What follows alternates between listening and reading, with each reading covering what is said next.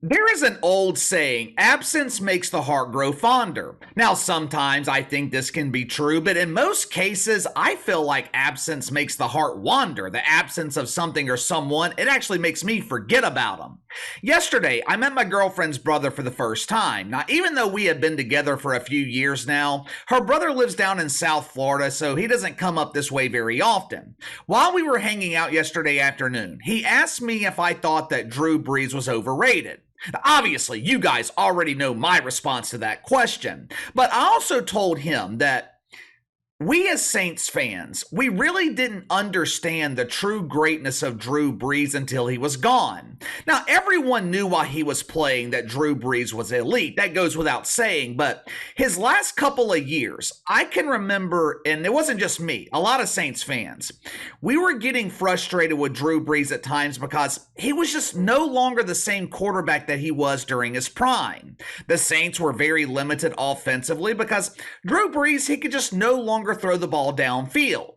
It wasn't until he retired and we have suffered through the last 2 years of seeing absolutely horrific play at the quarterback position in New Orleans that you really understood how many mistakes that Drew Brees was able to mask with his greatness. And you know what? I am sure fans of the New England Patriots feel the exact same way about Tom Brady. In this case, absence makes the heart grow fonder.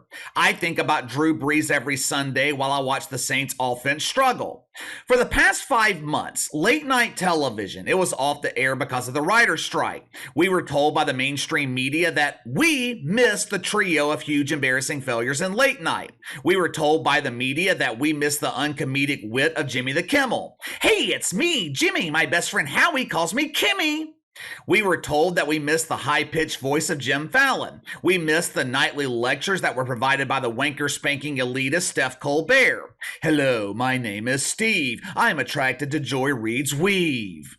The media even told us that we missed Saturday Night Live. Well, Casey, aren't you forgetting about the other guy? We missed him too. Who? Carson Daly? No, Sean Squires. Oh, yeah, that guy, Sean Squires. Well, the shitfucks damn sure missed him. He is the lead masseuse at Club Shay Shay. He is responsible for making sure that every patron leaves with a happy ending. Last week, I saw a report that studied the interest in late night television and Saturday Night Live. Now, I couldn't find it again this morning. I should have bookmarked it when I saw it last week, but the report, it studied the different age demographics in America and their interest in late night television, or I guess I should say their lack of interest. They polled these different age groups asking if they missed late night TV and SNL. Something like 90 to 95% of Gen Z didn't miss it, which, I mean, that's understandable. These kids, they didn't grow up in the booming era of late night television. But I would imagine it was surprising to Hollywood when they found out that the vast majority of older age groups didn't miss late night either. We didn't need some high-priced study to figure this out. All you had to do was look at the ratings. Over the past 12 to 18 months, there have been rumors circulating that broadcast networks are looking to get out of the late night business. When James Corden was fired by CBS, well, Casey, James Corden quit. Sure. How about this? When James Corden left CBS, the network, they chose not to replace him or the show. Now, it wasn't because there was a lack of untalented failures who refused to take over this dump. There were plenty of embarrassing failures begging CBS for the job. Chelsea, the coat handler, she was willing to leave her current job where she uploads daily videos boasting about her miserable single life as a woman who most men find revolting. There were rumors that one of the main reasons that Travis Noah left Comedy Central was because he wanted James Corden's job at CBS. I think there was another unfunny comedian that was angling for this job at CBS, Sam B or Sam G. I can't remember. It was some female identifier with a very masculine name. But CBS, they rejected all of these applicants because it was significantly cheaper to air. Well, to be honest with you, it was significantly cheaper to air just about anything else and draw similar ratings. But I feel like network executives, I feel like they're looking at the problems in late night the wrong way.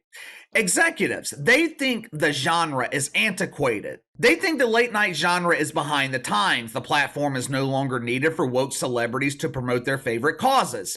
They can simply get on Twitter, start a fundraiser to combat mythical racism so the founders of Black Lives Matter can buy another mansion. But like I've told you guys before, the problem in late night TV, it has nothing to do with the genre.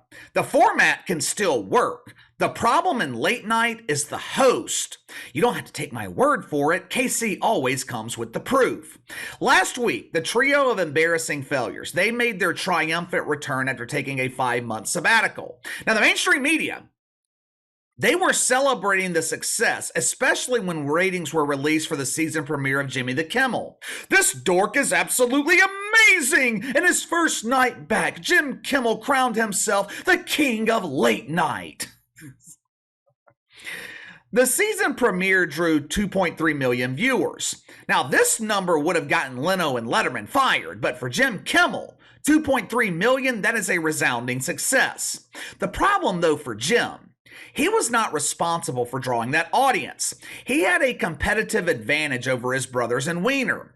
Jimmy the Kimmel, he had Monday Night Football as his lead-in. Now, ABC, they could show the Lizzo in a thong after Monday Night Football, draw the same number. Hell, they could show a baboon seducing a Cocker Spaniel and draw 3 million viewers. There is a real king in late night, though, but his name is not Jim. And it damn sure isn't Stevie. Believe it or not, his name is even wider. His government name is Gregory John Gutfeld, but his friends call him Greg. Unlike the trio on network television, Greg Gutfeld, he did not take a 5-month summer vacation. He does not employ a team of writers belonging to the union, which is probably why some of his jokes are actually funny. Throughout the summer, the Gregor, he was running unopposed in late night. Now, that does not mean that he didn't have competition. There were some nights where Gutfeld was facing stiff competition from overtime games in the WNBA dump. There were some nights where he was competing against Major League Baseball, 2 leagues filled with anonymous participants. But that was minor league competition. Last week, the Gregor, he was facing real major league competition from a trio of pretend comedians. How did Gutfeld perform? Oh, you know, he was once again number 1 in the genre. Last week, Greg Gutfeld, he averaged 2.1 million viewers. Coming in at number 2 was Stevie Colbert with nearly 2 million. Jimmy the Kimmel, he was number 3 with 1.6 million. And if he didn't have that strong lead-in from Monday Night Football, Jim Kimmel, he would assume his usual position on the bruised caboose. But until January, that caboose is going to be occupied by Jim Fallon, who once again came in last place with a pathetic, abysmal, embarrassing 1.3 million viewers. This doesn't make sense, right? How in the hell is some doofus on cable news dominating so-called professional comedians on network television?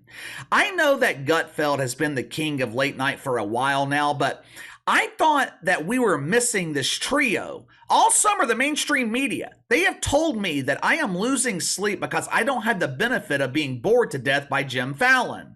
With all of this so-called anticipation, you would think that Greg Gutfeld would fall out of the top spot at minimum, right?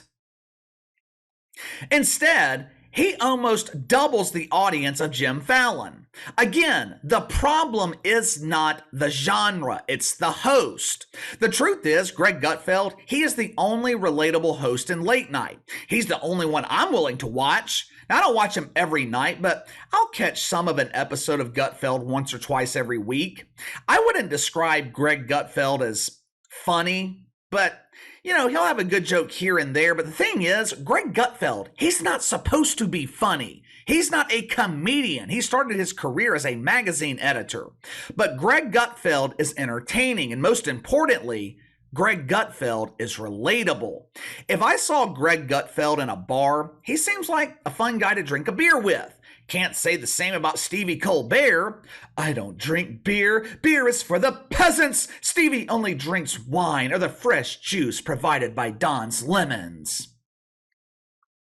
Jim Kimmel, he reminds me of that guy. When I was in high school and college, we would label dudes that tried too hard as that guy who was 30 years old hanging out with college kids, that guy who tries too hard to be funny because he's overcompensating for the dong he had surgically removed. Jim Kimmel is that guy who is trying so desperately to be accepted by the Hollywood elite.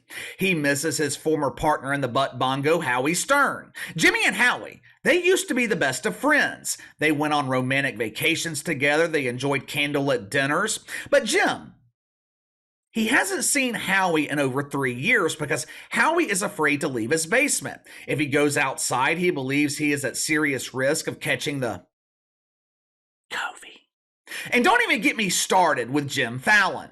I used to like The Tonight Show. When he first took over from Jay Leno, Jimmy Fallon had some classic bits. But when Donald Trump, when Donald Trump became president, NBC tried to turn Jimmy Fallon into something he wasn't.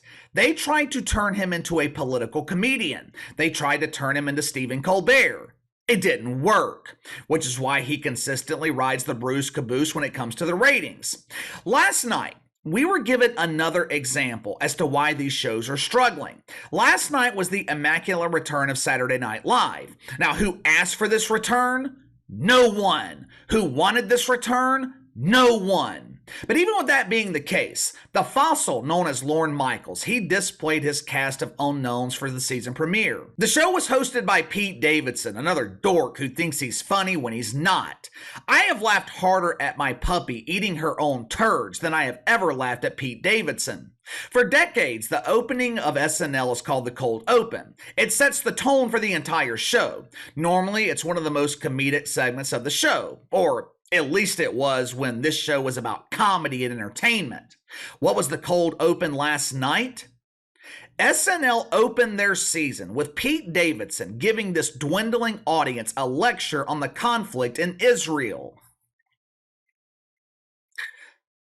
Look.